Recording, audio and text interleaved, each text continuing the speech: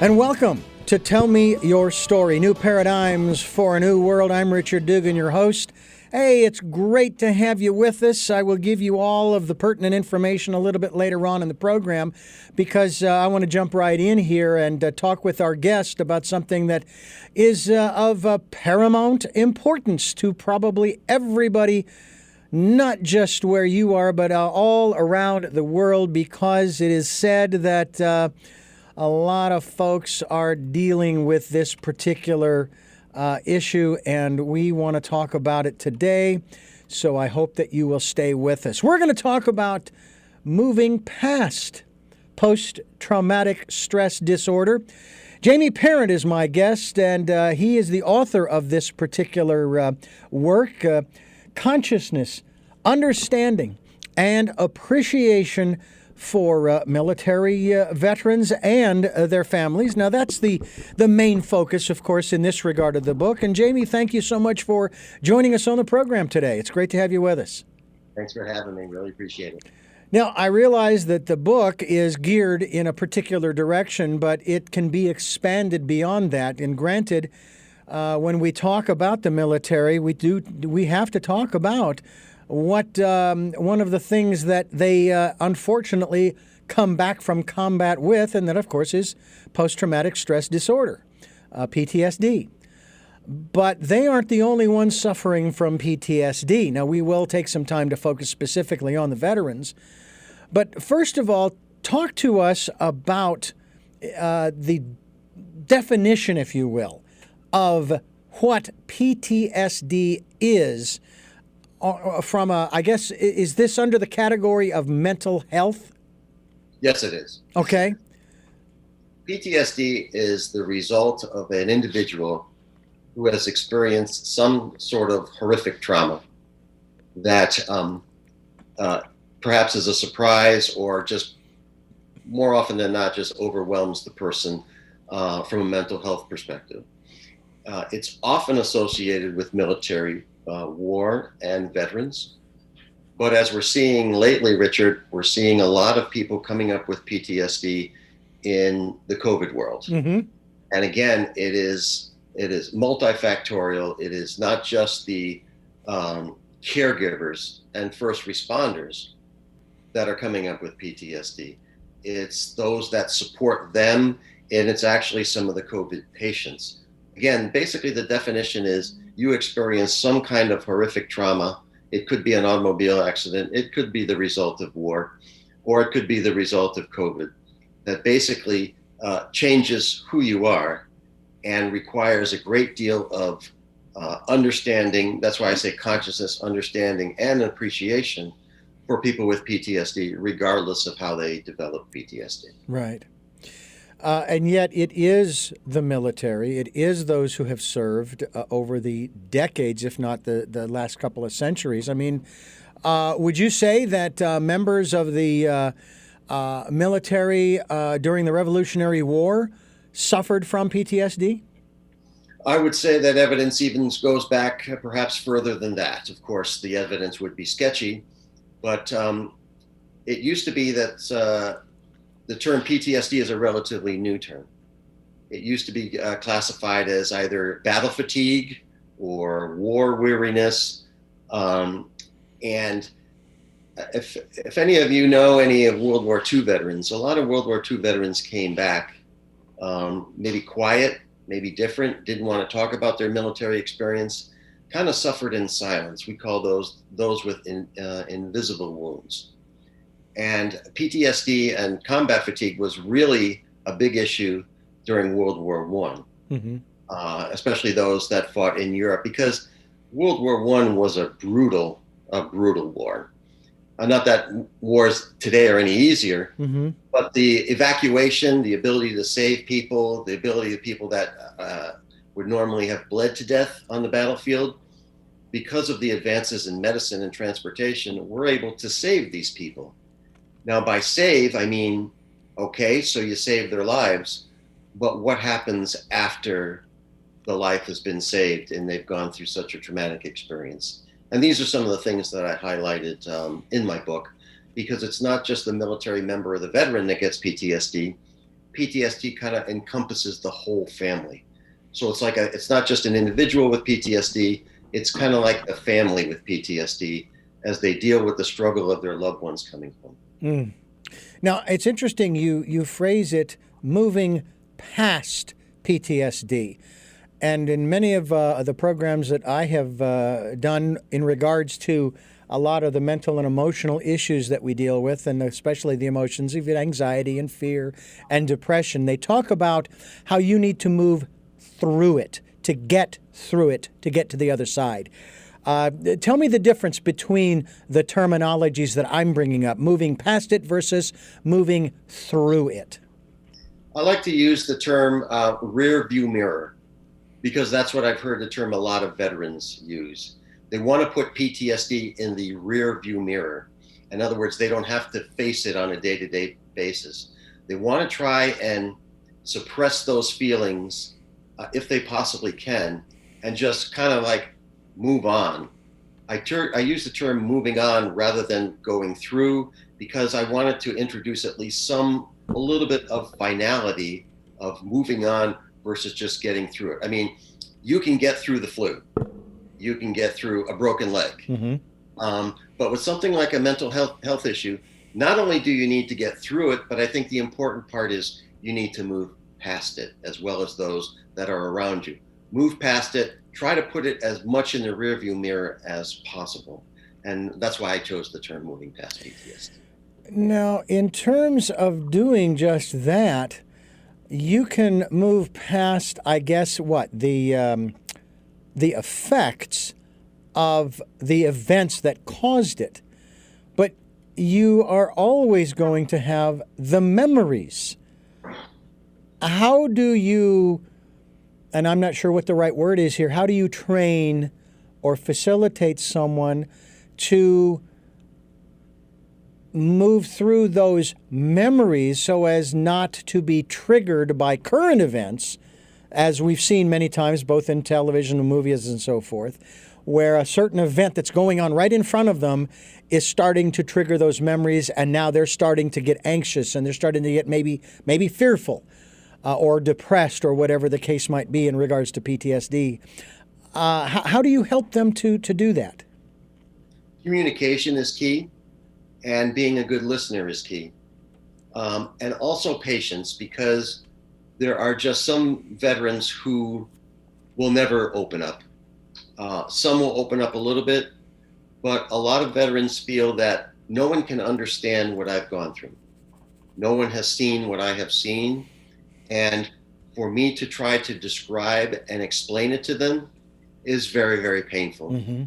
I describe one story where this young lady came to me and her father had just passed away.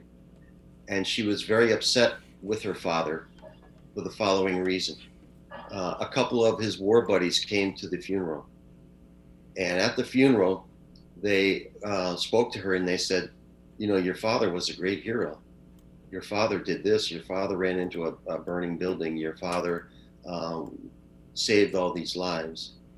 And the woman was both appreciative, but she was also angry. She was angry that her father was not able to share these stories with her. Mm. She didn't understand why something like that couldn't be shared, so that she could try to, first of all, be very proud of her dad, which she was, but she felt that that was a significant part of his life that he couldn't share with her. And so the first thing I said to her was, first of all, you had a great dad who's made a lot of sacrifices for his country. But second of all, try not to be mad at your father, because he just didn't have the capability or the skills to tell you what he had gone through. Mm. And then finally I said, you know, if you can, be grateful to the war buddies that showed up, because that's when you got all that information about how great a dad your father was and what a great hero. So even though your dad couldn't tell you what a great hero he was, you at least had the opportunity that other people don't get. The opportunity that those that served with your father came and explained that to you. So I was glad I was able to help her because she felt a lot better because she was keeping some anger inside that her father did did not share it. And I just said, look at it this way: your father couldn't really share it. Right. It wasn't really a choice for him. But you got to find out the real truth in the end anyway. Then she went to describe his room with Purple Heart and all these other war badges and stuff. And now all that made sense to her. It just didn't make sense to her during her father's life. So. We're talking with Jaime Parent, and he is the author of Moving Past PTSD, Consciousness, Understanding, and Appreciation, in this case for military veterans and their families. And that's an interesting aspect, too, that the whole family is going to be going through this. They may not have the memories, but they're dealing with, as caregivers, if you will, of the person going through PTSD. We're going to continue to talk to Jaime about this and other related issues here on Tell Me Your Story, New Paradigms for a New World. I'm Richard Dugan, your host, and we're here Sundays at 7 a.m. and 7 p.m., Monday mornings at 1 a.m. We are streaming live at those times at richarddugan.com, but don't forget about the Wednesday edition. It's a special edition. That is at 9 a.m. Pacific time here on this fine station. And we're talking with Jaime Parent, and he's the author of Moving Past PTSD. And we are glad that he's with us. I was just thinking of this as you were sharing that story. And of course, asking the question about how you can facilitate helping people through, the people who have actually are directly suffering from PTSD. And the thought flashed through my mind how usually in high school, and it's usually just before the students turn 16 because that's when they're able to get their permit for driving. And they will show you Blood on the Asphalt or whatever the name of the driving film is, right? To sort of kind of scare you straight to make sure that you will drive safely and avoid this disastrous situation that you've just seen on film. And for some, it probably works. For others, it probably doesn't. But nonetheless, there they go. They're trying to prepare them. Is there anything within the context of the military, in context of whatever the early stages of training, like boot camp, I guess, is for the Army, that they prepare the men and women who are most likely going to see combat? Is there anything that they can do in that regard to sort of give them something to work with when all of a sudden they're placed in harm's way and all hell breaks loose and they see things that no human being should ever see? The military does a very good job of training men and women to fight. All the branches of service do that. And that training can last anywhere from a couple of weeks to even a couple of months, where they recreate the jungle transition or the jungle things you'll be experiencing, right? Jumping out of planes.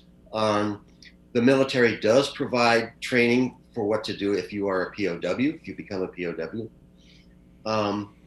And so when the military member is going overseas, there are very few surprises in terms of what you're going to eat, your weapon, how long your days are going to be, what your specific job is. Because if the military doesn't do that, then people die, quite honestly. So the military does a great deal of preparation for that. Unfortunately, when it's time to go home, there is almost zero preparation to go back to where you were before you joined the military. And depending upon your military training, and I'll pick on my Marine friends for just a moment, Marines go through a great deal of breaking down who you are and then building yourself up to be a Marine. So it's a very admirable process, I think, to train you to fight and to train you to win. But there's no real training on the back end. It's one guy told me his transition back to the States. The highlight of his transition back to the States was he owed the government $150 because he couldn't find his helmet. Oh, jeez. So when you go over into the theater operation, as we say, you become a different person. You really do. And the military trains you to be that different person. However, they don't train you to go back to hometown USA. Mm-hmm. They don't train you to go back and have the relationships that you haven't had with people. And on the other flip side of that, the welcome home for military members, unlike the Vietnam War, is a tremendous hug. Welcome, hug, gratefulness, etc., etc., etc. But when the fanfare dies, the military member is left with, okay, I'm back in hometown USA, but I'm a completely different person than I was overseas. And there really is no way to treat or to train people, I think, for some of the things that they are going to experience. Even in EMT, guys and gals that run the ambulances, they see some incredible things as well. It's not a battlefield, but it's still, the horrors of death, the young people that die, the innocent kids in an automobile accident, the people in fires. We're seeing it down here, Richard, in South Florida, in Surfside, with the condo collapse. Yeah. You're seeing the first responders who are. I've heard of a first responder. He's digging up a rock, and then there's a child's arm. So you can't really prepare somebody for that kind of thing. You can show them all the movies you want, and you can have them attend all the classes you want.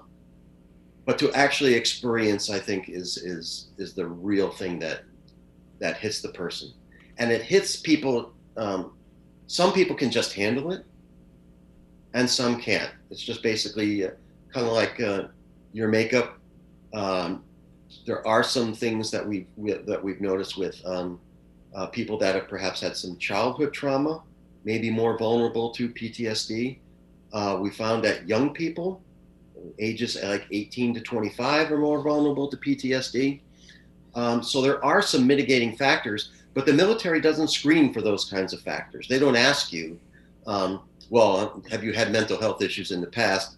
Because the reality is, Richard, the military member would probably say, no, I don't have anything. And then just, go off to war, because, that's what they want to do. They're all volunteer Army. They want to go over there and defend their country. So the bottom line is, you can prep the best way you can, but when you experience it, it could be entirely different. Now, I did a little research on the treatment of our military in regards to how they aren't treated, and I asked the question, so how far back does this mistreatment or lack of treatment on the part of our government towards its veterans who have served, who have gone and, quote unquote, fought for this country?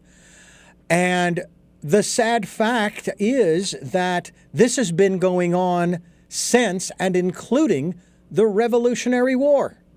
Yes.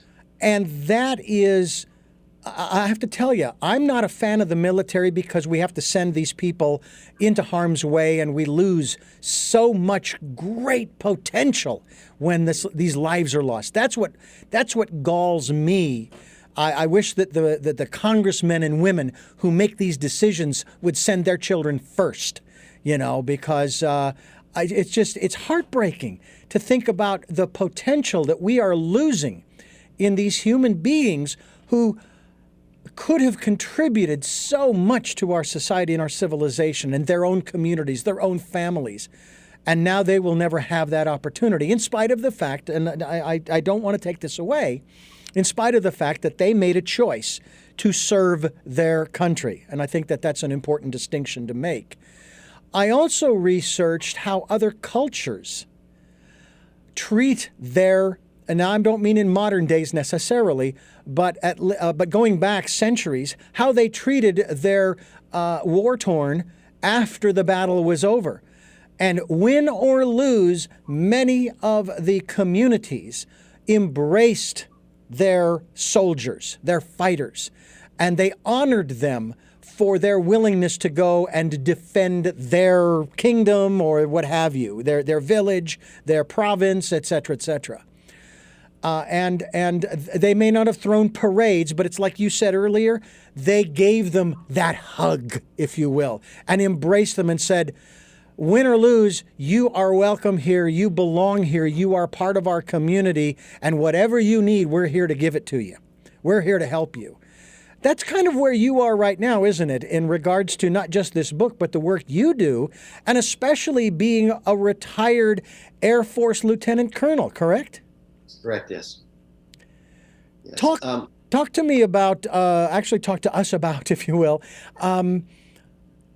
what inspired you to take this on? Because quite honestly, first of all, I know you don't do this alone. You can't do this alone. But obviously, when you first started, it must have. It's monumental. It is. It is. I first started with what I thought was a basic need for veterans, and that was finding a job when you come home. And it goes back to my comments about preparing the military member to go to war, mm-hmm. and not preparing them to come back.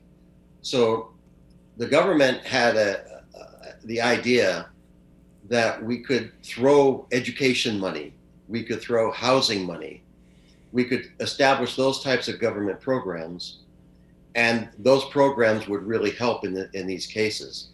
But the fact of the matter is there's a lot of bureaucracy for those things, and there's a lot of gaps.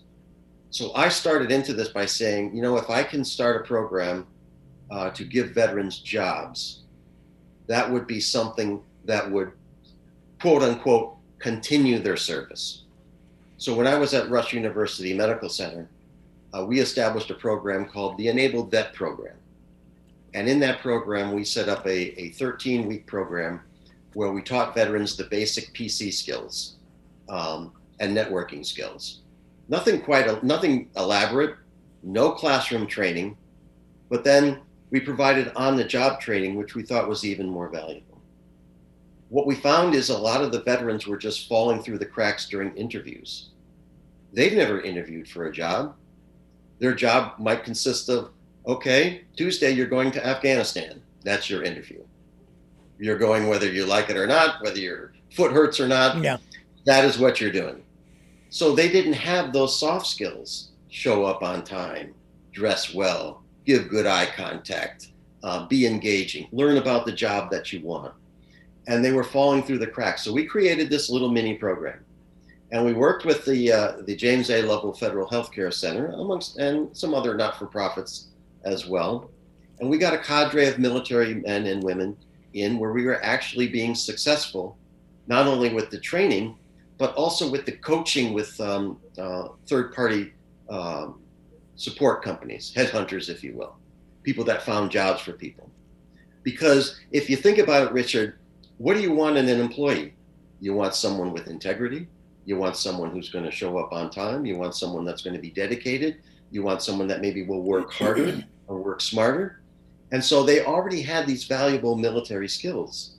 Why not parlay them into a civilian career if you give them the right tools to be successful? And so that's how it got started. Then I was willing to take on all comers, all veterans. I don't care if you got a master's degree. I don't care if you got this or that.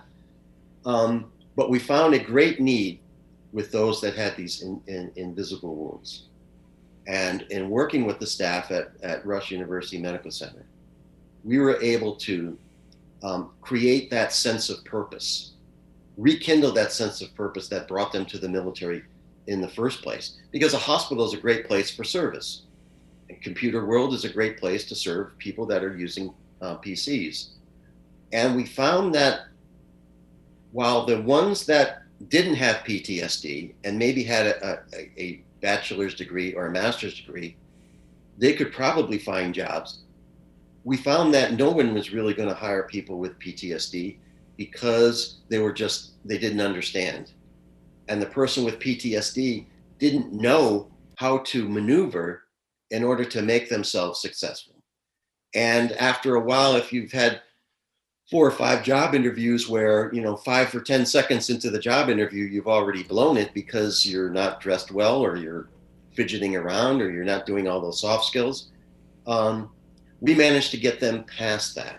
And a lot of it, again, was effective training, listening. A lot of them are already on medication. But the fact of the matter is they needed more help than, shall we say, the non-PTSD veteran coming home. So that's how I got into working with those, specifically with PTSD, because they were the group that was in the greatest need. What's the percentage of PTSD to non-PTSD PTSD returning from military service? Some say it's about 1 in 9, but other people think that it could be up to 20, 25, maybe 30% or higher. And again, Richard, it's because a lot of them go undiagnosed. And a lot of them will not go to the hospital. I talked to one veteran, I said, you know you need help, right? And he said, yes, I do. I know I need help. And I said, well, why don't you go to the VA? The VA is right across the street in Chicago, a very large medical complex on the west side. I said, why don't you just go to Jesse Brown VA Medical Center? Oh, I'm not going to do that. And I'm like, well, why not? Well, I'm okay. I'll get through it. And, I don't want to take an appointment away from another veteran that might need it. And it's like, you need it. And I know there's all kinds of stories about the VA, good, bad, and different, just like anything else. But the VA does have a lot of programs that can help veterans. But again, because you're trained to, I'm it, everything relies upon me. Mm-hmm. You're trained to overcome it on your own.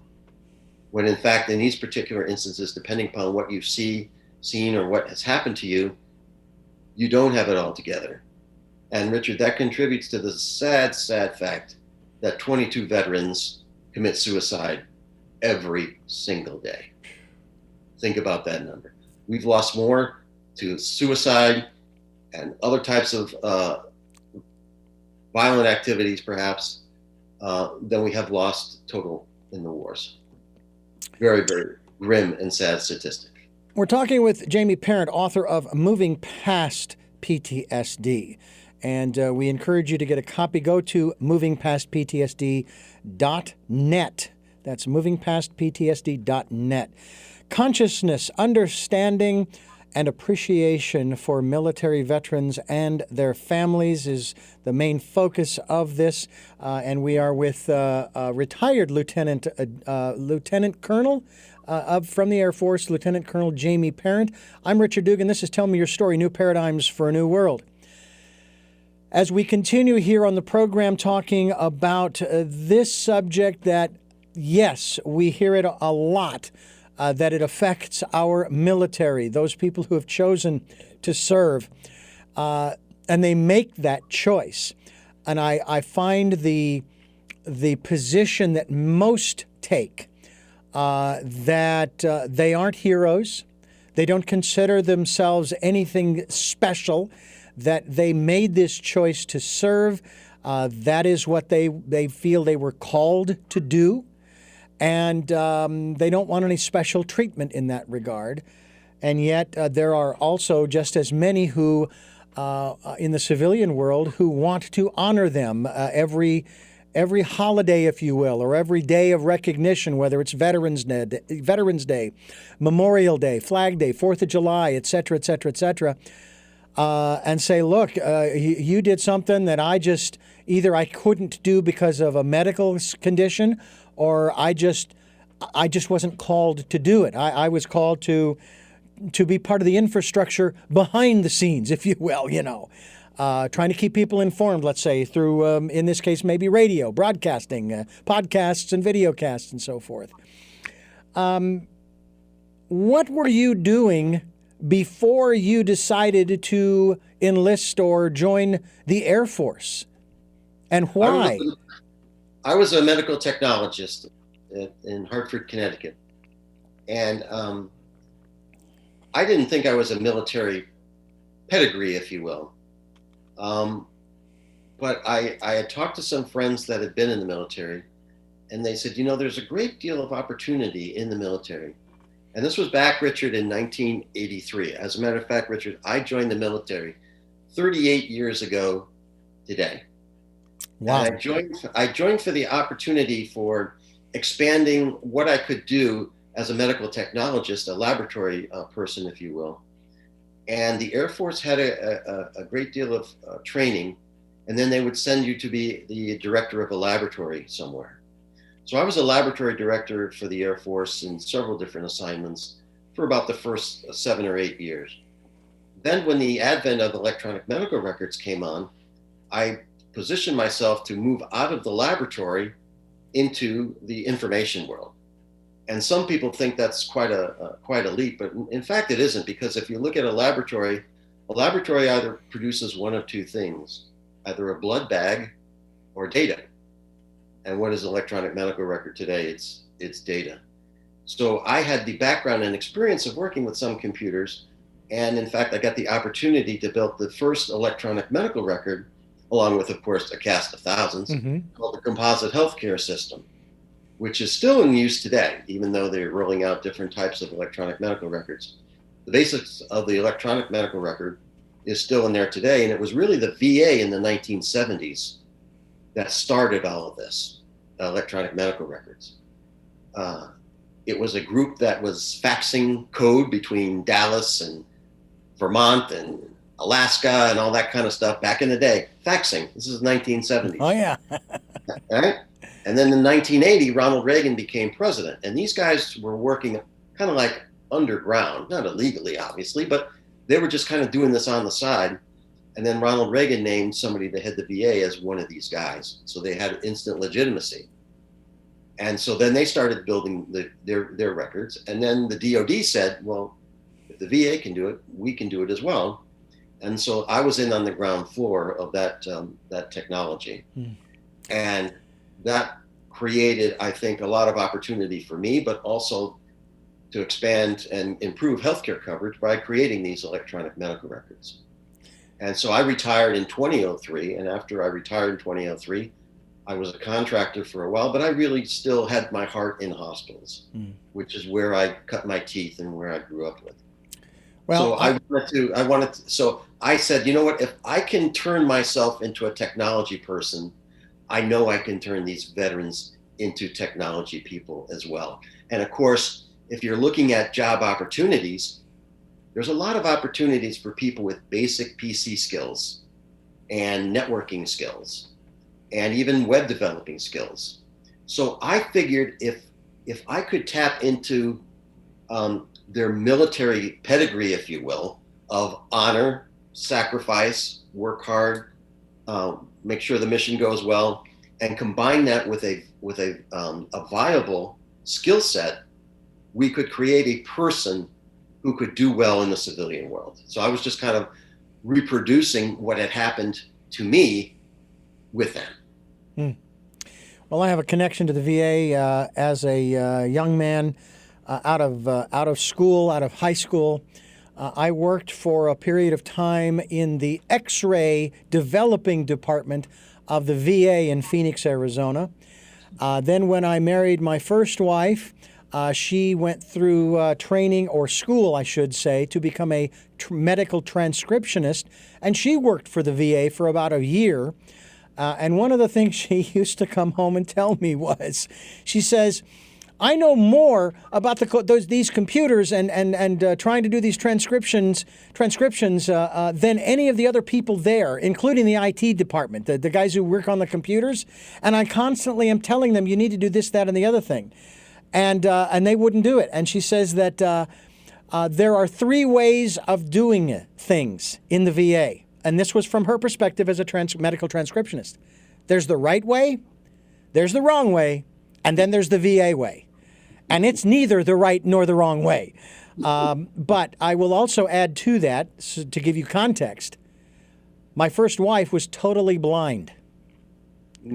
And she was working as a medical transcriptionist for about a year, and finally she just couldn't do it anymore, so she made a shift over to massage therapy. Which was much better because she could do it her way, and it worked out much better for her in that regard. But I remember being in the VA, and I remember coming across certain individuals, and they had different issues. Although I have to say, I did spend most of my time in the dark room, in the dark. But I have to say that as I started hearing the stories about how the veterans were not getting the services that they desperately needed, I couldn't understand it. It's like we've got this massive hospital, we have all this technology, and again, this is back in the 80s. How is this even possible that these guys and gals aren't getting what they need? And it's very unfortunate. We're talking with Jaime Parent, and we're talking about the issue of post-traumatic stress disorder, PTSD, and we're talking about his book, Moving Past PTSD, here on Tell Me Your Story, New Paradigms for a New World, as we're giving you choices and knowledge of those choices to help make your dreams come true. As we continue here on this program, giving you choices and knowledge of those choices to help make your dreams come true, we hope that you will take a look at the YouTube channel for Tell Me Your Story. That is the name of the channel, where you can watch these interviews, and I hope you'll do so. Become a subscriber. We're at 31. We have a whole whopping 31 subscribers. It's very exciting.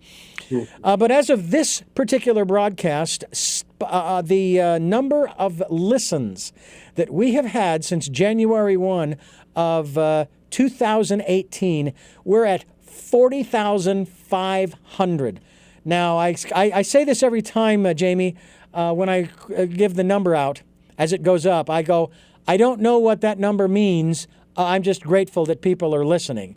And that's what we want. We want people to listen. We want them to get involved. We want them also to go to your website, which, of course, is movingpastptsd, all one word, .net. movingpastptsd.net. And we will be linked to your website as well, Jaime, so that people can find out more about the work you're doing and maybe even get involved, or by the same token, maybe even get the help that they need. And to that end, I want to ask you about this. Just as guys, you and I, just a couple of guys here, we were probably both raised with that same mentality of suck it up, man up, put your big boy pants on and just keep going. It's not, there is no, as Jimmy Dugan in the baseball movie said, there is no crying in baseball. Well, there's no crying for guys. And yet sometimes I have to wonder if that just wouldn't be the best prescription for some of these folks to release that torrent of emotional energy that has built up from the experiences that they have had in the theater. It is beneficial just to get it out somehow. I would agree with you. But when you're manning a post and you're out there on your own, you just have that mindset that you're responsible. You have to keep the chin up. You have to keep strong. You have to, in many instances, lead. And that's how you get through some of the traumas of war. I was very impressed by this one woman in our program who, she was a Marine. She was one of the top sharpshooters Marines. Her job was to deliver ammunitions to the front. And she did that on a daily basis. She told me that her job, her nickname was B. She said, my job was to deliver the munitions to the front. And when I get shot at, my job is to save as many Marines as possible. And she had convinced herself that she was never going to make it back to the States. So B had some tremendous traumas because she did make it back to the States, but she was so hurt by the war, she could no longer leave her home. She could no longer eat properly. She had a fantastic husband who was the key to stop her from killing herself, even though she's a very strong woman herself. We took B into our program. Now, B had to take a 2-hour train to get to Chicago. She lived in Indiana. 2 hours the 2 hours fro and 2 hours back. Her first train rides were very problematic for her. That's quite an understatement. She had periods of vomiting on the train. And when she wasn't vomiting, she was looking at people in the corners or out of the corner of her eye and saying, I can't, that person's out to get me. Mm. I'm going to keep my eye on that person. Now, if you can remember how hypervigilant she must have been overseas to stay alive, now she's in a crowded Chicago train and trying to cope. Well, long story short, B did fabulous in our program. And she overcame the difficulties it was to come to work. We created a safe place for B to the point where the train ride in wasn't a problem anymore. It was the train ride back home because she was leaving her safe place, right? Mm-hmm. And B came to me in my office one day and said, you won't believe what just happened. And I said, what? She said, I missed my train stop this morning. And I'm like, so? She goes, no. I missed my train stop this morning. I was so comfortable on the train that it passed me by, and I went past it. She said, do you know what a great feeling that is? And I'm like, well, no, B, but if you tell me about it, I'm very happy for you.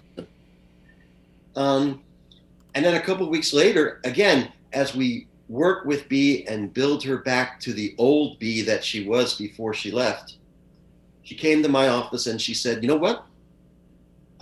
You cured my PTSD. And I'm like, well, B, wait a minute. Wait a minute. I'm glad you're making progress. Cured is a pretty strong word. And I'm glad we're able to help you. And you're doing great. You're doing great, B. But cured? And she said, well, I used to take 8 medications and now I only take 2. And I'm like, well, that's pretty good. And she was happy and I was happy. But, and of course, cured, again, I still don't know if you can be cured of PTSD, but I went to some of the psychiatrists at Rush University Medical Center. And kind of like in an offhand moment, I said, hey, I got this veteran here and she's doing well. She's doing this, and she's off a lot of her medications and she's doing well at home and she has a balance in her life. And she said one of the craziest things to me. She said that we cured her PTSD at Rush. And the psychiatrist looked at me, again, an experienced one with military members, and said, well, maybe you did. And I'm like, come on. And he goes, no, think about it for a moment. The PTSD may still be there, but it's been, again, put in the rearview mirror, moved past the PTSD. She now does very well. And it doesn't matter, Richard, if we can call her cured or not cured. She's a much better person, and her PTSD is now manageable so that she can go out, find a job, get a job in technology, and be a successful person. And that's really the best we can do to bring back somebody home, reinstill that sense of purpose, and reintegrate them into society where they feel good about themselves and they can provide positive experiences to other people. Yeah. If she's happy, leave her alone. Exactly. If it ain't broke, don't fix it, right? She would say things like, what happened to me at lunchtime? I'm like, what? And she goes, they asked me what I like to eat. They asked me what movies I liked. They asked me what my hobbies were. And I said, so, because I'm learning too, Richard, obviously. And I said, so? And she goes, you don't understand. People just want to ask me, oh, so you were in the Marines. Did you kill anybody? And I don't want to talk about that stuff. I want to watch HBO. I want to know what these other folks are doing, and I want to participate. Yeah. So again, it's kind of like it's like a whole person kind of thing. with PTSD. It's not just medications, it's not just therapy, it's also the bond that you spoke about a little bit, the hug, the big hug as we called it, that is really successful in treating people with PTSD. We're talking with Jaime Parent, retired Lieutenant Colonel Jaime Parent of the Air Force, and those of you watching the YouTube video, you can see the emblem on his chest there for the Air Force. And you served, you said, it sounds like you served for about, what was it, 20, 25 years? 20 years and 4 days. 20 years. Right down to the day. How about the hours and minutes? I'm curious about, on a scale of 1 to 10, 0 being the best and 10 being the worst, do you suffer from PTSD? Were you ever in combat? Because it sounds like if you were in a laboratory, you didn't have the same experiences that many of the people that you are now working to help have had. I have my own set of anxiety and depression issues. I'm going to call it, stop short of calling it PTSD, but I've had some things happen in my life that have caused me to have some moments of instability, shall we say. So when a veteran comes to you and starting to share with you, do you ever get the comment, well, you didn't see combat, so how can you even relate to what I am going through because of what I did in the theater? How do you address that? The first thing I say is, you're absolutely right. But it doesn't matter whether I have a complete understanding of what you went through. What matters is, can we pick up from that point and do things that help you get better, get a job, and reintegrate with your family? One of the gifts, and I'll call it a gift, one of the gifts that I have is I have a 34-year-old son with autism. And although he's got his challenges, he has his strengths. He's got a lot of social challenges, but he has a job, has a girlfriend, and he gets along very well. But his name is Brian, and I also credit Brian with my skills at being a chief information officer, because a lot of what good leaders do is they can anticipate what's going to happen next. And because autism is such a tough spectrum disorder, mm-hmm. I learned a lot from Brian as to the different types of personalities that are out there.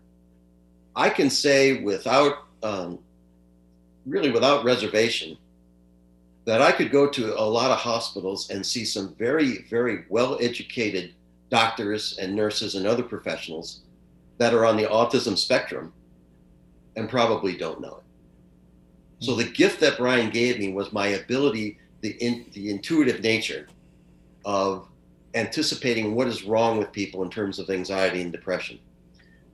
So even though I have my own mental health issues, which I still struggle with today, mm-hmm. I have an understanding of how to climb out of it, and seeking what has worked well for me.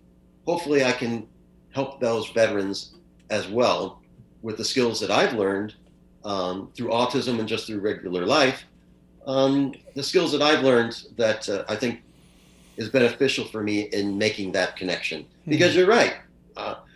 There was some, I joke with my Army and Marine friends, and to some extent my Navy friends, because it's like, what unit were you with? Well, I was working in the hospital. I didn't carry a rifle. I didn't fly a plane, but I was in support, right? Yeah.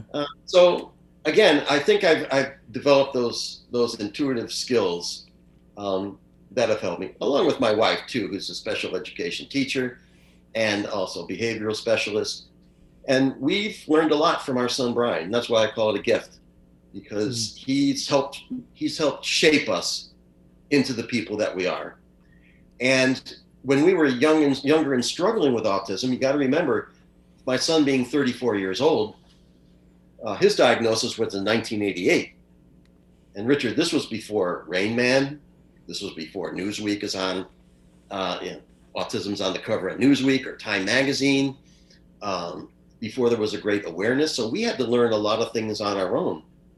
not just in terms of managing my son Brian's behavior, but also managing our own behavior as to what do we do in specific instances. So because of that, we developed these kind of like ad hoc skills, I think, which were very effective. And basically, I believe God put us on this path to be able to learn these skills and then help others who are also struggling with similar issues. Do you or do any of the veterans that you work with ever have regrets that they enlisted, that they chose this course in their lives now that they have PTSD and they're suffering through this? Nothing is absolute, but I can say it would be a very rare find to find a veteran with PTSD or any other, even, amputees or any other veterans with anything coming back. They all would do it again.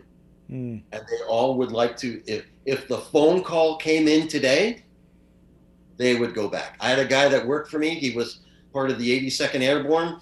He'd read something on the news. He'd come into my office and said, "Sir, pack your bags. We're going to go back." And I'm like, "Well, we're not going back." But yeah, but if we go back, we're going to be ready. In other words, they have no regrets whatsoever. They would do it all over again. I'm not quite sure why this is the case, to be honest with you. But it is prevalent. They just loved what they did. And a lot of them wish they could do it again. Several years ago, I interviewed the producer of a documentary, and it was called Welcome. And it had to do with a program that was working with veterans from the Vietnam War specifically in regards to helping them to reacclimate into civilian life. And in the conversation, he told me that the issue is not getting the soldier to acclimate to civilian life. It is getting civilians to acclimate to the soldier and his life. And that is that transition point this movie was trying to get across to people, was that we as civilians, I being a civilian, never having served, have got to change my mindset. I've got to change my view of the veteran. Set aside any judgment that you have for whatever conflict they were involved with. They were sent. Whatever political issues are irrelevant, because what we're dealing with is human beings here who are suffering in that regard. And I thought that was a really interesting as well as paramount perspective to take.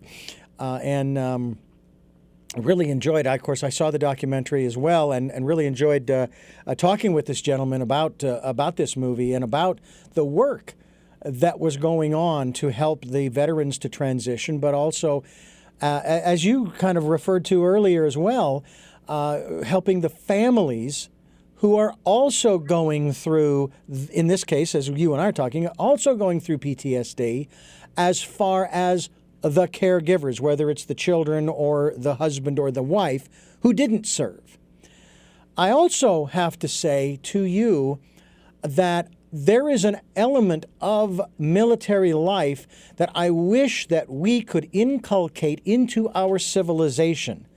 And that is the camaraderie, the brother and sisterhood, the leaving no man behind, the I have your six, whether you're in combat or otherwise.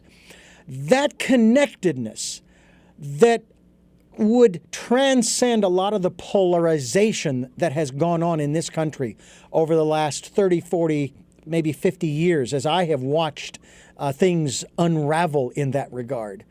And that is something I my hat is off to that aspect of the military training and the philosophy that exists. That you talk about your brothers in the Marines or in the Army or the Navy, or now, of course, the Space Force. they are all your brothers, and it won't matter if you guys are in the thick of whatever it is, whether it's civilian life, on the streets, or if you're in combat in the theater. You guys are there for each other. You guys and gals. I shouldn't be sexist there. That you're all there for each other. You're all there to support one another, to help each other. And it's a oneness that gets created. You're in the same job. You're in the same area. Lots of times you're away from home. You're hundreds, if not thousands of miles of where you grew up. You work together. You eat together. You sleep together. You watch television together. Mm-hmm. Your whole lives have changed into this new family, if you will. And depending upon circumstances, how well you are with that family could save not only your life, but your family member's life. So there's that unique oneness, that camaraderie that you spoke of, that can be very powerful in terms of building character, and then learning and building skills so that you could be successful with something after that military experience is over. And I think that's why there's almost a resounding yes as to why these military members would go back again, because they missed that.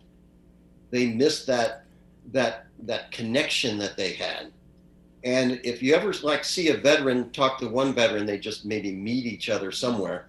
Oh, I was here. Oh, really? You were there? Oh, well, I did this. Oh, well, I heard about that. But there's that familiarity that gets lost. And, you don't get that even in a 4-year college dorm, right? Right. You may miss your roommate. You may miss some of the parties and stuff, right. and maybe even some of the courses, but you don't get that deep camaraderie that you find in military life. And here's an interesting, I'll call it a dichotomy, maybe not so much, but then you begin to understand and wonder why so many young people, especially in the ethnic communities, communities of color, why they join gangs. It's for the same reason. It is, and what that speaks to is, as human beings, our need, our desire, our longing for community, for connection. Do you find that when a veteran suffering with PTSD, having sucked it up, manned up or womaned up, and so forth, is sort of thrust into this community of support and caring and what have you, that they, at some point, and because I know it takes time, at some point they might even, they may or may not break down, but they finally get it. This is what I have been wanting. I don't have to go back to the theater to get it. I've got it right here with these people, and they genuinely care about me and what I'm going through. They actually understand what I'm going through. And okay, so I'm going to give it a shot. I'm going to hang in there, et cetera, et cetera, et cetera. Yeah, it's that strong sense of belonging. I belong to this group. I identify with this group. If I'm enlisted, I wear a chevron on my sleeve or perhaps on the lapels. If I'm an officer, I've got bars. So you immediately, in uniform, you immediately see somebody that says, okay, I'm with the parachute squadron. I'm with the police squadron, because you see the badges on their uniform. So you're kind of like all on that same team. It's not, well, okay, so he's making more money than I am because he's got 3 stripes instead of 2. No, it's not that way at all. Plus, the military gives you some guidance and a career path for you to take the next step, to test successfully for staff sergeant or tech sergeant or whatever.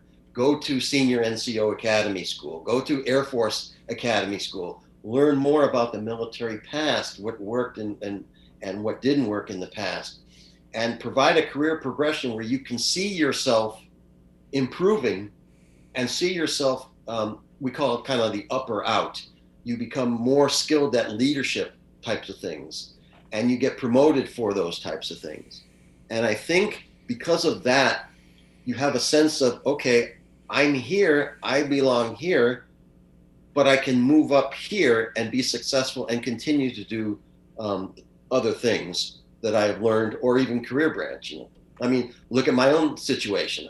I was in the medical field as a laboratory officer, and I got the opportunity to move into a chief information officer role through technology. The military gives you a lot of experience at a very, very young age. I remember back in the day, there was something about, I think it was some kind of Russian or Chinese satellite that was twirling around up there and crashing to Earth. And the Navy was assigned with shooting this thing down. Okay? Mm-hmm. I'm sitting there watching TV with my wife, and I'm saying to myself, you know what? There's probably a 19-year-old kid with the gunnery like this, right? And the sights. And this 19-year-old kid is probably pushing this button to bring that thing down. You don't get that kind of responsibility anywhere else. Yeah. And when you can deliver on that type of thing, it makes you feel good about what you're doing and who you are as a person. And that's what the military does. It instills that confidence in you, perhaps not in a most perfect way, but it instills that confidence that a young man or a young woman can have, and then learn, and then go on and do greater things. I would never have been a laboratory director in my 20s in the civilian world. Right. I would never have been a chief information officer in such huge hospitals as Wilford Hall Medical Center in San Antonio, Texas, 1,000-bed hospital. I could never have that experience as a younger person. But the military offers that experience, and if you're able to take it and grab onto it, you can do some great things, not only for a sense of service, but also for yourself. And the truth of the matter is, not everybody is cut out for military service, and that's something that we need to acknowledge, that just because you want to doesn't necessarily mean you have the aptitudes for it. Because I know that there are a number of people over the decades who they sign up, they go in, and they wash out because it's just not for them. Maybe they're very strong-willed, and they just aren't going to put up with whatever it is that the military is trying to train them to do, or whatever the other reasons are. So, plus the fact that we're not all meant to be. But I will say this about what you just described. And that is the part of one of the other parts of the military that I wish we could instill into other aspects of the civilian world, in terms of giving people confidence. You don't get that in any other institution, if we can refer to the military as an institution. You don't get that anywhere else. You don't get it in any educational institution. You don't get it in any medical institution, religious institution, economic institution. It's just not there. And I tell you what, I may not be a fan of I'm not saying that I wouldn't own a firearm, for example, but I got no problem with other people as long as they're willing to say, yeah, we'll protect you too. Okay, and I just don't have a problem with that, and I hope that we never have to do it again. And I'm sure too you feel this way, that it sure would be nice if we could at one level disband or redirect the military's efforts. I would love to bring them all home and say, you know what, you all have a job. And that job is rebuilding, for example, our infrastructure. And not just our bridges and our roads, but technology as well. I mean, we some people, when you look around in some of these big cities, it looks like a third world country. And it's like, come on, this is America. And it's supposed to be, the greatest country in the world. And look at what have we done? What have we, that's kind of where I'm coming from. What have we done? what a mess. We need to fix this. And the military can come in and do some incredible things. I think about, for example, the Army Corps of Engineers and the great jobs that they have done over the century or however long they've been around at rebuilding things and designing things. It's just amazing. And so you folks who have served, you have some incredible training that, boy, I tell you what, we need to tap into that. And you've already discussed that as well. And I think that, and I applaud you for that. I think it's great that you have touched that particular stone, if you will, and said, hey, you got some skills there. Let's see what we can do to put those back to use here in your civilian life. Mm-hmm. Yes, and it goes back to the receptive part of that. Mm-hmm. So in order to do these great projects that you discussed, you have to have a society that's willing to take that on mm-hmm. and to understand how to deal with this population.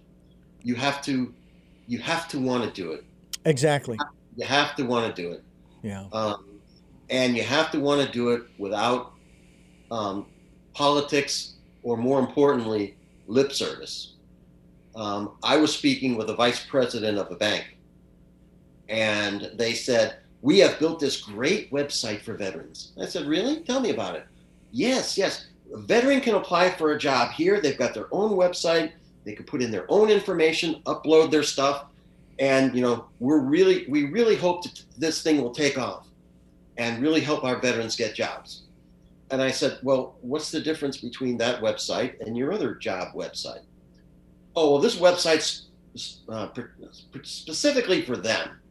We've got like the military background and the flags and stuff, and they click and they can submit their resume to a special place. And I said, okay. And what happens if that fit isn't there with this resume in the special place? What happens then? And the person kind of said, well, we just don't hire them. Okay. That's not somebody that really wants to help a military person. No. That's someone that wants to make it look good. And it made me cringe when I would see a commercial on television of companies like this one and that one who cosmetically put forward their support for veterans. But because they have not done the homework on their side of socially accepting and understanding the veteran, it's just not going to work. It's just not going to work. And a lot of that is just training of these folks. Not to say that the military people are so different, because they're not really, but it's just that sensitivity and an understanding of who they are and what they've been through. And it's not rocket science, Richard. It's just a socialization and a willingness to help. I can say without any reservation that when we brought veterans into our community in the hospital, there were a lot of people that were like, I don't know, Jamie, this, I don't know. I had this one guy, he was a financial guy. He says, Jamie, what you doing? Wow, that's really great. That's really great. I applaud you for that. I said, okay, thank you. And he goes, but I'm a little concerned. And I'm like, uh-oh. Here it comes. And he said, I hear that some of these veterans are kind of rough. And I'm like, okay, here we go. And I said, well, what do you mean? And he goes, well, what happens if one of them just kind of wigs out at work? And I'm like, well, we're a 1,000-bed hospital, and we've got a very mature psychiatric place, and we've also got a veterans program on the medical side. I think we could just say, let me take you over to the emergency room, or let me help you go over there. Yeah. Oh, okay. Well, that wasn't enough. He kind of came back again. And he goes, well, some of these guys, I hear a lot of like sexual harassment and stuff. what if some of these guys, like grope a nurse or something? And I'm like, dude, we've got civilians that grope nurses around here. What is your point? What are you trying to tell me? Are you trying to tell me that you have a little bias? Oh, no, no, no, no, no, no. We just need to be careful. We just need to be careful. Yeah. Well, Richard, after I got done, biting through my lower lip, talking to this guy, I realized he just needed education. He didn't need damnation. He didn't need judgment. Mm-hmm, mm-hmm. He needed enlightenment. He needed sensitivity. He just needed education that he didn't have, so that these biases could be broken down. Yeah. And I found that when you hire a veteran and you bring them into the community, into your workplace, you'd be amazed at what they do to that workplace. B, when the ladies were taking B out to lunch, they realized that B is a person, and they respected B for who she was and what she did, and not what uniform she wore or not what rifle she carried. And it upped the game of the other workers. I'd have my vets say, it's 5:00 and people are leaving. I'm like, well, yeah, the shift's over, they go home. What do you mean they go home? We're not done. We still got like 35 laptops to deploy over in cardiology. And I'm like, well, we can do that. Don't do that tomorrow. Well, why can't we do that right now? Where do you find employees like that? Yeah. That want to stay and keep working? And they're not Exactly. making any more money for it. They're not out to get time and a half. They just want to get it done and want to do that service. Yeah. Yeah. And so when the civilians see that, it's like, oh wow, this is really changing here. I guess I need to keep up. Yeah. In a good way. And I get that way sometimes when I'm in the middle of something and I've got to get out of here at 5:00 because I've got to go pick up my wife at the clinic where she works, because she gets off at 5, and I don't want to have her sit there. If it's a hot day, I don't want to have her sitting outside sweltering in the heat. And so I got to go out the door. But it's like, yeah, but I got to finish this first. And fortunately, I have the flexibility where I can access the computers from my home computer, and I can continue on once we get home. So, and I do that quite often. But I get that. I really do. And I've got a lot of other folks that I work with who are quite similar in that regard, where they are very dedicated to what they are doing, whether it's dedicated to the company or not, or just dedicated to the work that they're doing doesn't matter to me. I'm grateful that they're just dedicated to complete the tasks at hand. And many times I got to say, hey, it will wait until tomorrow, okay? Or go take a break and you can come back or something like that. Don't want you to burn yourself out.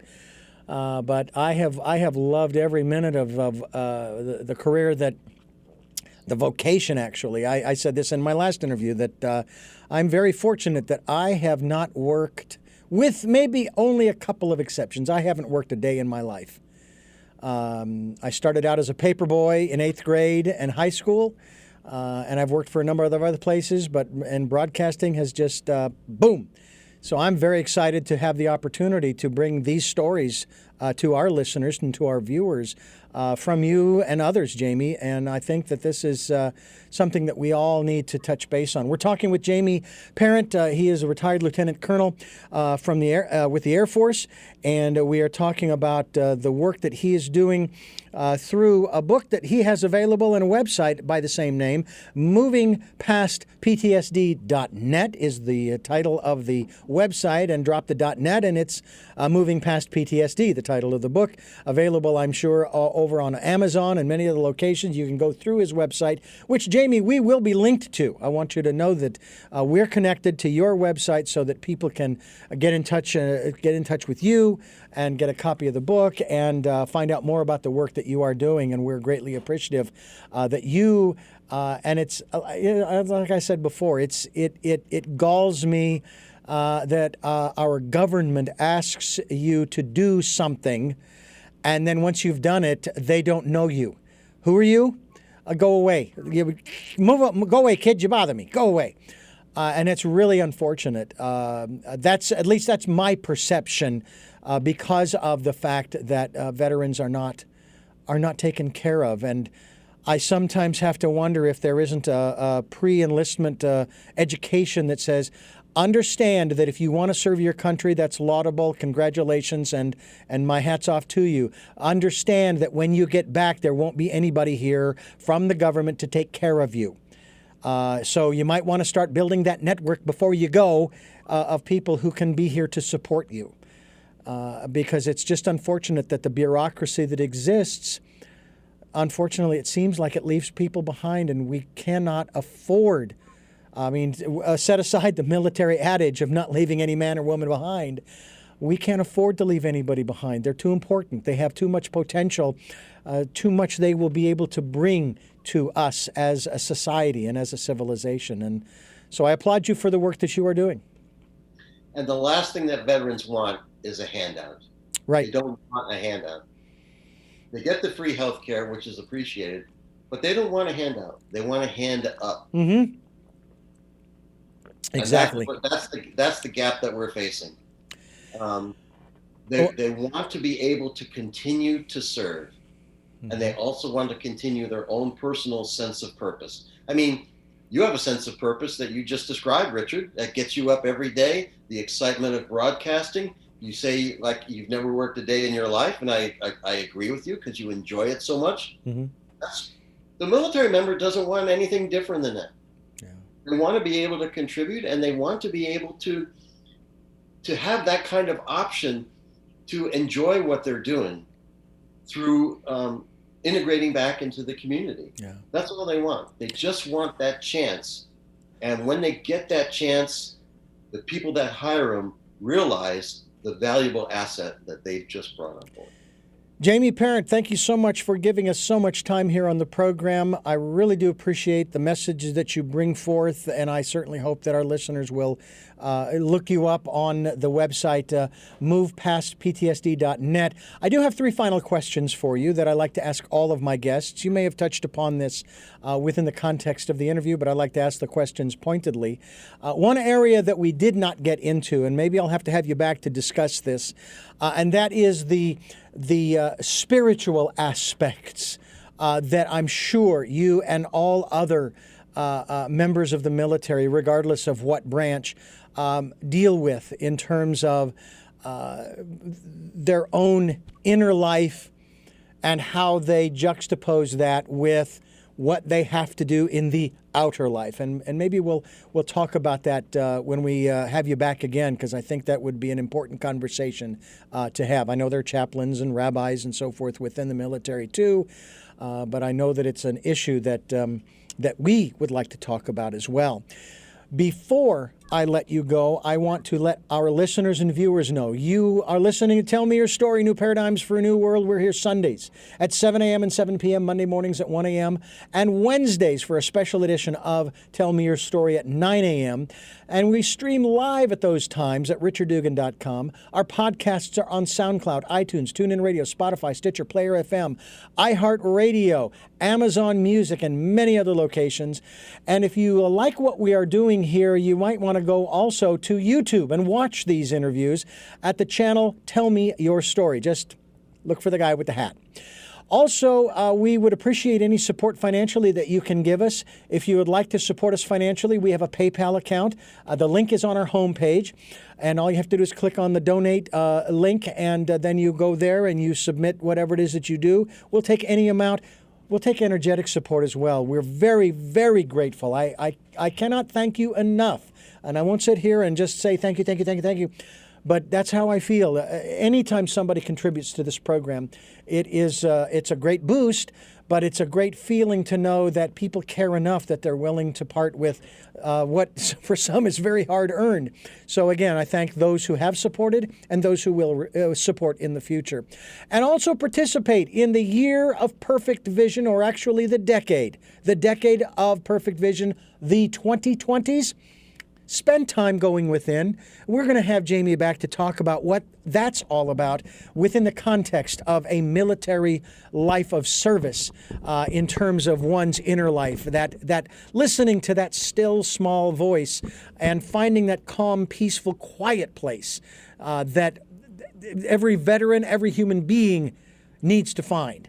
to sort of recenter and re-energize and refocus and relax. Be at peace and be calm for a period of time, even if it's just 5 minutes. Just take 5 minutes, all right? And just don't do it while you're driving, okay? Pull over into a parking lot and turn the engine off and just listen. Just listen. Jamie, I have those 3 questions, and the first of those 3 questions is, who is Jamie Parent? Jamie Parent is a lucky man. He grew up not knowing where the dots were connected and not knowing where he would end up. But Jamie Parent was fortunate enough to find his Lord, Jesus Christ, at the time when it was needed. And along those lines, gained, I guess, the insight and the spirituality to help others, even though the spirit he was following, they may be following different spirits. Mm-hmm. I was amazed, and I'm amazed and continue to be amazed at what I find and what comes to me because of what my faith is. Richard, we were able to bring a military man with a traumatic brain injury and a strong man of Muslim faith together. This is a man that shot Muslim people as a Marine.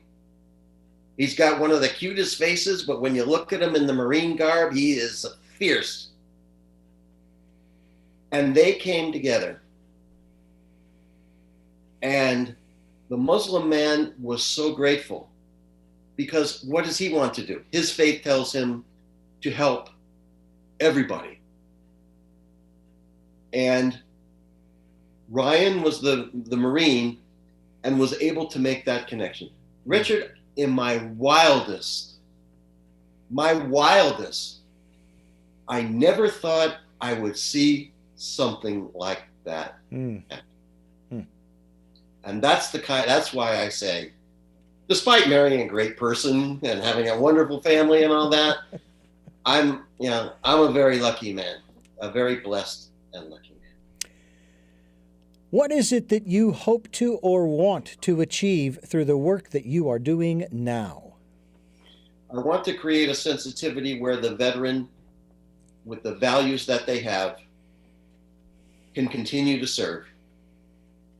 And I want society to understand that there is so much unused talent there that they can tap into, where they not only, they go into this thing thinking, I'm helping the military veteran. I'm helping him get a job.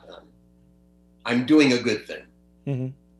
I would have people that have dedicated I would know people in the hospital that dedicated their lives to nursing or to radiology or to cardiology. And they would say, Jamie, how can I be part of this program? I'm like, well, okay, what would you like? Well, I'm coming to work, but I'm not satisfied. And I'm like, you're a nurse in ICU. Yeah, I know, but I want to do more. That's the spirit I think you're referring to. Yeah. On the surface, you'd say, wow, you got PhD, RN, MD, DMD, whatever, but you're still missing something. Mm-hmm. And that's what I would like to be able to say to society. These military members have value. And if you recognize the value, you'll go into this thinking you're helping them. But before you know it, you realize they're changing you. Sounds kind of corny, maybe. Not at all. That's what I've seen in her. Not at all. Final question. What is your life's purpose? My life's purpose is to leave the planet as best I can in a better place than it was before I got here.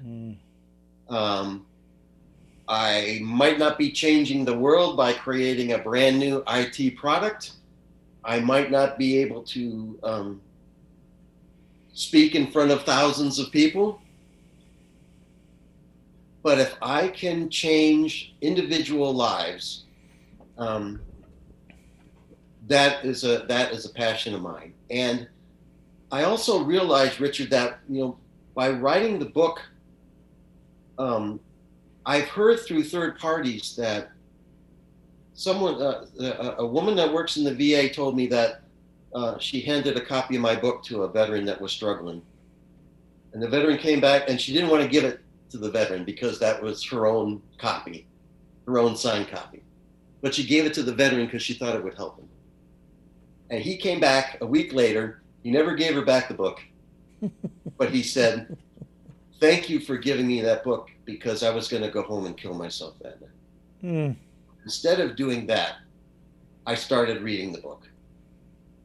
And it's great when I can look at somebody like B and say, yeah, I've made a difference.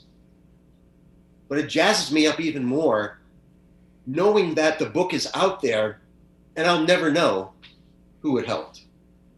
But it helped somebody. Can't save the world maybe, but save just a little part. One little droplet in a still pond ripples out. Great Beautiful question. thing. Beautiful thing.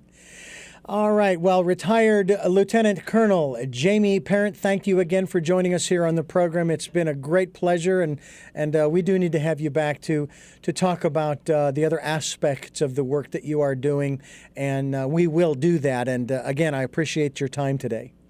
Thank you so much, Richard. I enjoyed every moment. Thank you. And I thank you for listening and watching Tell Me Your Story, New Paradigms for a New World. We are giving you choices and knowledge of those choices to help make your dreams come true. We're here on a regular basis. We're here on podcasts, on the radio broadcasts, on the video casts on YouTube, and we hope that you will avail yourselves of any or all of those sources. And until our next broadcast, podcast, videocast, love to Lal.